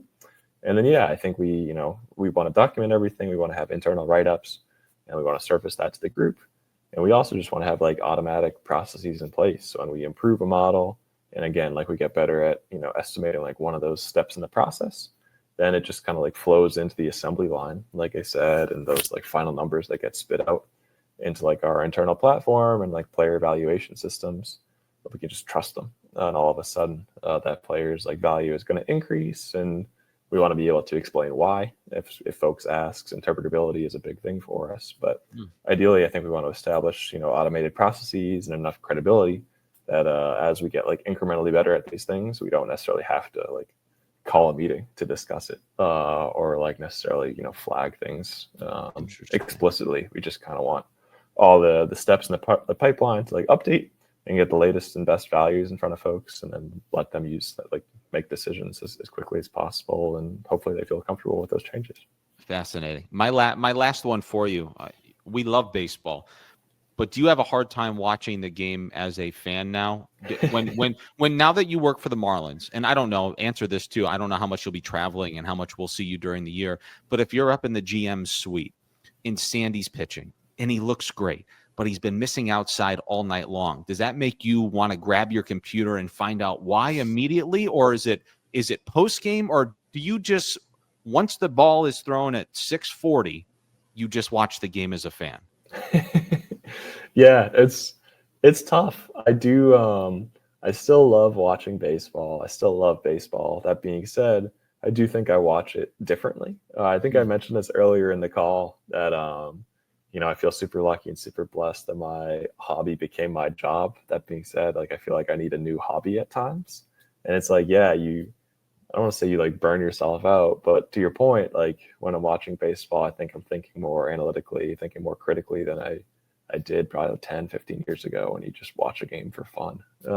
So in one way, I've become a bigger basketball fan as a result of that. Now I think I can watch the NBA a little more casually, and that's like my sports outlet. Like my competitive juices still get flowing, but I'm not thinking as critically. Where to your point, like as a game is ongoing, like I'll love to pull up some of the data feeds and just have a feel for how guys look, what's different today, is there any changes, things that we should be aware of. So I think I do like struggle to turn off the like analyst brain, if you will. Yeah. That being said, like still enjoy watching baseball and have a lot of fun with that, especially when the crowd is getting into it. It's high leverage moments and things of that nature. There's a lot of stuff that like, we still can't prove. A lot of data suggests that like the clutch factor isn't real, but like you watch enough games and see enough, high leverage moments, it doesn't like, you still feel like your heart rate speed up. And you're like, if I were in this situation, I don't know how well I'd perform. And so it does make you question and like, is there a human element that like we can't measure? And so I think, yes, it's forced me to watch other sports to like be more of a casual fan. That being said, I still try to keep some of the casual fandom in me when I watch baseball, because I do think that's what makes it fun. The unpredictability, the excitement, and those leverage moments. You can't really beat it. Well, this has been incredible. Folks, that was aspiring lifeguard and as a hobby, the vice president of baseball solutions for the Miami Marlins, Ryan Plunkett. Ryan, enjoy the rest of your time in Dallas. So much. It really was. It's been so great to meet you, and I hope Steven and I can just catch up with you soon, whether it's at the ballpark or up in Jupiter. Would love to learn more about what you do. It's incredible work. So thank you again for joining us on the Hot Stove Show. Of course. No, this was awesome. Thank you guys for having me. I had a great time. Well, you had some time to run to the grocery store there, do a little laundry, sneak in a workout, whatever you'd like to do. But that was a lot of fun earlier in the week, Steven, to interview Ryan. I thought he was just another one of those really interesting guys, man. You know, there's just so many young. Is this our first non-drive line guy? I think it is. Yeah, and I'm sure if you dig far enough, you find a connection there. Well, no, I mean, but just that Harvard pedigree and working with the Phillies. The one thing that he said that I actually thought was really, really interesting. Go ahead. And I think, and I kind of try to think about everything else that people have told us too. He said, I don't want to make this the Phillies 2.0. I just want this to be the Marlins 1.0, and I think Clayton McCullough doesn't want this to be the Dodgers 2.0, because how could you replicate that? Like, right. Ohtani and Betts and Freeman, they're not walking through the door, but what you can do is do this your own unique way. Yep. There's no linear path seemingly to win. So I found that to be very interesting, but just a fun conversation, man. I thought it was really fun. No, and I completely agree with you, because I think a lot of times when you're hiring someone, it's like, all right, this is exactly how they're going to do it at the old place. And I think the biggest thing, and it's not just baseball, I think with just life and especially like in this industry, I just remember talking to different broadcasters, and it's like, yeah, some of the stuff is just theirs, like I'm not going to replicate Colin Cowherd, but I can take little things that I like about his broadcasting skills that I'm going to apply to my own game. And that's sort of what we're seeing with each one of these hires is like, yeah, the Phillies have been really successful. It does not mean Ryan's going to bring every little thing that he did in Philadelphia to Miami. He's going to bring the things that he thinks will work here. And and the other stuff that doesn't. So yeah, and it's also, as we kind of segue into our next segment, I do want to end on this. I think it's just the human element of these things, right? Like, he was a guy from Boston. He was a Red Sox fan. That, I think one of the things when you look at especially people in baseball ops is, they're so much more intellectually, or like you put them on a pedestal, and look, he would blow me away in any sort of IQ test. I'm not going to say that he wouldn't. But even just the Gabe Kapler story, man, it just humanizes these guys, right? Like, this is someone that stayed in line, looking for his autograph, and you go for full circle, and he ends up with the Phillies, and now in his interview, with Gabe Kapler. So that human element is pretty cool too. But all in all, really excited. I can't be understated. I know we say it about every single individual we have on here, but super pumped to see their impact. Yeah, and it'll be your time to shine here in a moment as we wrap things up with Love It or Leave It. Do have a message here for the folks in a moment. The other thing I was thinking too, and just, listening to all these guys, to me, there's no delusion as to the uphill battle that they have to climb, and like the hill they have to climb. They're not starting at the top and sliding down and having fun doing so. I just get the sense that Peter has them all on the same page, and they're all working under the same kind of premonition. Like, we know what we need to do. Like, we know this isn't going to be easy. There will be challenges along the way, but we're all tugging on the same side of the rope. Now, of course, you'll be in, meetings in rooms where, you might tug a little different way, but ultimately that's going to lead you to the best decision. It just really does seem to me, not that I would expect anything differently, but all these new folks that are being hired by Peter, the message is clear upon the point of signing on the dotted line that, we know what we're tasked with here. We know what it's going to take to get there, and we're all going to collectively do it. So that's my thought there. Hey, before I send it to you, Stephen, and we get the music rolling here, wanted to remind everybody that you become a Marlins member here in 2025. It's December 12th. That's going to be hard to say 2025 as we wrap up 2024. But go to marlins.com/membership and become a member today, man. It's really cool. I know we talk about this a lot, Stephen. But we always encourage people to come hang out with us and come by the booth. Can't do it on a whim, but, give us a little heads up, give us a little notice. We always try to treat the Marlins members, if they have any interest in what the heck we're doing up there, to come see us, come say hello, come get involved. By the way, that's not your only perk to becoming a Marlins member. In fact, there's about 155 cooler things to do besides come see us in front of it. But every time I do that, be the selling point. Yeah, every time I do the read, I just want to remind everybody, man, we appreciate everybody's support, and if there's anything we can ever give back to you guys, and you become Marlins members, and even if you're not a Marlins member and you come to a game or two a year and you don't have the means to become a member, but you want to come say hello, we'll make sure we get you upstairs, because everybody's support of us and what we're doing and trying to bring people Marlins baseball means the world to us. But without further ado, it is the best segment of the week, and it is showtime, Stephen. Thank you very much, Kyle. Okay. Picking the order is big, because you don't want to empty your top bullets, right? You don't want to empty your top bullets and love it or leave it, because then I'll lose you. We want to start off not like entirely blow your socks off, but we want to give you something to chew on a little bit. And I think this was the story of the week, and it was Juan Soto signing with the New York Mets, of course, going from the New York Yankees across town to the New York Mets. 15 years, $765 million. I'm not even going to ask you a question on whether you like the fit, whether you think the money's outrageous. You love it or you leave it? So I will start with, you gave me a little bit of advance notice, some of what the love it or leave it questions would be. I thought about this one, and for the first time ever in love it or leave it, I'm going to do both. Okay? Oh, I'm going to leave it, because I do not want to see that guy 13 times a year. That's why I need to leave it. I don't want to see that guy at Lone Depot Park 6-7 times a year and 6 or 7 more times in Queens. I love it because it's awesome for baseball. Yeah. It's so good for baseball. I can't wait to watch Juan Soto as a fan face the Marlins for the next 15 years. Yep.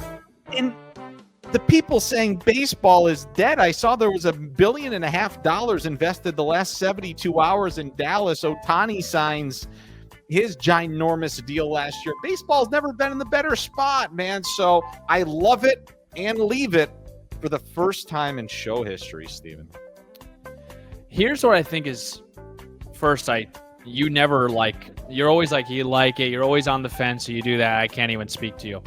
But I think what's interesting about this story, and I don't know how much of it's true. I think it's comical that it ultimately, some of it comes down to a security guard not letting in his chef or not letting in his family one particular. The idea of that is just like so funny, like a random June 2nd game.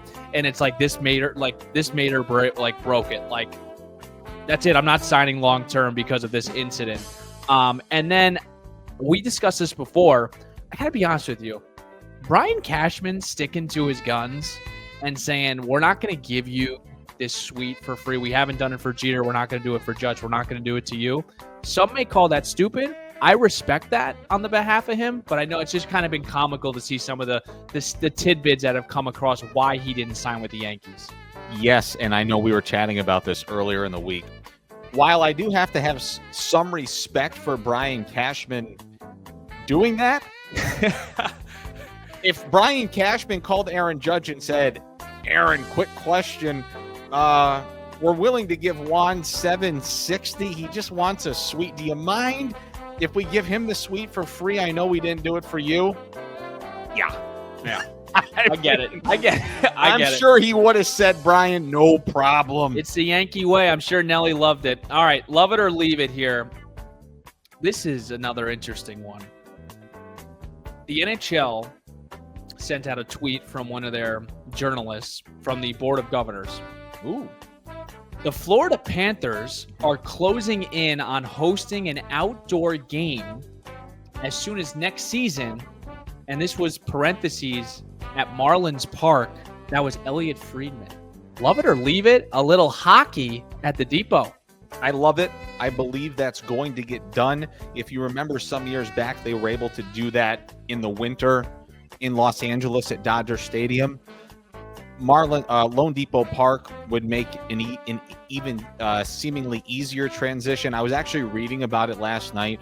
The thing you have to worry about is the humidity. Sure. In effect, if you do it in December or January here in Florida, you're not going to have a whole lot of humidity to begin with. But the Marlins, along in conjunction with the NHL and the Panthers, can pump air conditioning into the place, close everything. They can take the humidity out of the place. And if they wanted to open it up, which they would for 3 hours for the game, they could do it. There wouldn't be an issue. I love it. I think it's going to be a spectacle. The even cooler thing to me is that when you think Florida, December, January, that's kind of like Winter Classic. They've been doing Stadium Series stuff. I think there's a really good chance that the Winter Classic could be the main event, not just one of the Stadium Series games. What team makes sense, you think, to play the Panthers? Is it just the obvious, keep it in state and do the Lightning and the Panthers? No. Well, I think that would be good. That's a great call. The heated rivalry right now with the Panthers would be the Bruins. The Bruins. If you got the Panthers and the Bruins down here, those two teams hate each other going back to the last two conference finals. And Panthers coming back 2 years ago down 3-0. And then they just mollywopped them and wiped them clean last year. Those two teams hate each other. They opened up the season against each other this year. Yeah, I like it. I like it. I don't love it, and here's why. I'm a Minnesota guy. So what do I expect? Well, you're a New Jersey guy, but you have roots in Minnesota. What do I expect during a Winter Classic? I expect some snow. I expect some, when I'm breathing, I could see that breath. I could see the crispness coming from it. We're not going to get that here. I expect Patrick Kane, Chicago Blackhawks. I expect Detroit Red Wings, Gustav Nyquist, okay, with some snow coming down. Maybe they can make some fake snow. But when I think of hockey, outdoors, I think of cold. I think of brisk. I think of snowflakes. I think of seeing the breath. Doesn't mean I'm leaving it. I love the idea of it being at Marlins at Lone Depot Park. But it's not going to have the same feel. I'm not going to lie to you. It's not going to have the same feel. You're not loving it or leaving it. It sounds like you are poo-pooing the tens of millions of dollars that it could bring into the community for like a week or so. We could also really help the organization, Steven. I'm back on it. I love it. I think you should love it. Really yes, love sir. It. I love it for the Marlins. Okay. I do understand what you're saying, though. The first one ever was in Buffalo, New York, at Ralph Wilson Stadium, featuring the Sabres and the Penguins. Sidney Crosby in his toque in like 4 inches of snow buried the game-winning shootout. I'll never forget the first ever Winter Classic. It was great, but and I do understand. I'm just being a but let's put some millions. Let's put the millions into the pockets of the people. Exactly. I agree. Okay. Love it or leave it. Davis and De Los Santos being in the opening day lineup. I'm going to leave it for now. Unless the kid totally shines in spring training, and even then I think that's difficult to find a benchmark. God, I know he had a great year last year. 40-something homers in the minor leagues, led the minor leagues in homers. Yep.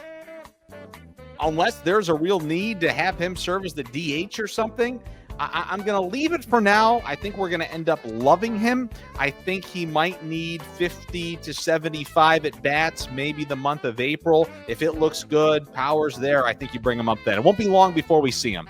I would say leave it too, and I would also say this, and you have to keep this within reason as well. When a general manager, or in our case, a president of baseball operations, trades for an individual, this is Peter Bendix's baby. I mean, De Los Santos is his baby, and I think you tend sometimes to give them a little bit more time, making sure he's comfortable and making sure, kind of like a situation with Jackson Holiday, where you don't walk into putting him up there, he struggles, and now you got to bring him back down, then you got to bring him back up.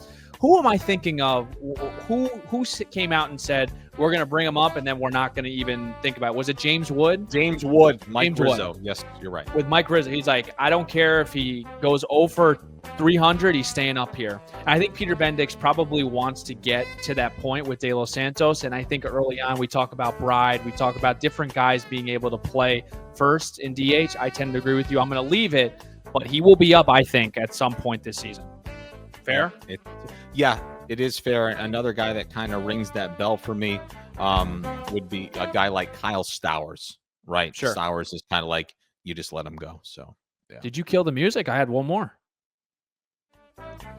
Thanks. This is the first ever Love It or Love It. Oh, we did 3 Love It or Leave It's. I'm sorry. I was trying to I had one more. I had one more for you. Love It or Love It. Our very own John Eric Alvarez, promoted to Vice President, Public Relations and Communications. I'll leave it. This guy's on his high horse. You can't get the guy's impossible to get a hold of now. I love it. John Eric's been with the organization since 2011, 2012. Folks that are credentialed, they know him well. He's worked his tail off to get to where he is now. So I couldn't be more pumped for John Eric, and just super pumped for him to, he deserves to be a part of the executive team, and he's worked really hard for it, man. So, and we've always called him boss. I know. He's really the boss now. I mean, he is the full-fledged boss. So, yeah. Yeah, I'm super pumped for him too, as we can kill this music now. But I'm super excited for John Eric. He obviously deserved it, and I've only been here for 2 seasons. I know you've been here with him for a minute. You guys have been together for a while, so I know you've seen him kind of grow into what he is today, and it's really cool because he always has our back and we have his, and it's a really good thing that we got going on. Well, for now, hopefully he continues to have our back. I hope so too. Until I said that, I'm not sure about the Winter Classic coming here. Where, yeah. Oh, that's a tough one. I understand. It's funny. a tough one. But you understand. Well, we'll know. We will know if John Eric listened to the whole thing, because we did we sung his praises at the hour and 43-minute mark of the show. So we'll know. He always says he listens. We need to, how like at Ohio State you get stickers on your helmet. When you listen to hour 43 in, we got to give you something. We got to give you one of these mic what are these called again? I'm sorry. Those are mic flags. Mic flags. Yeah. Give you a mic flag. All right, Steven. Well, listen, this has been another fun show. We do not yet have a guest lined up for next week. We will, and we'll be last one right before the new year. I think that's it, dude. No, I think we can put shows in the can. I think we can bring people shows.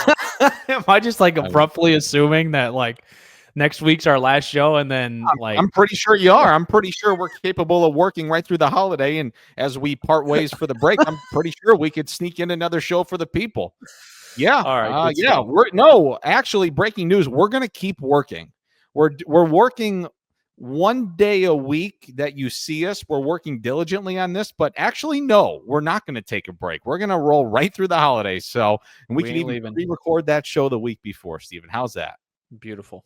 Beautiful, beautiful, beautiful. All right, listen, as we wrap things up, as always, thank you to everybody behind the scenes, creative department, John, Eric, his entire crew. They were helping us all week in Dallas. That's Steven. I'm Kyle, and we'll see you next Thursday.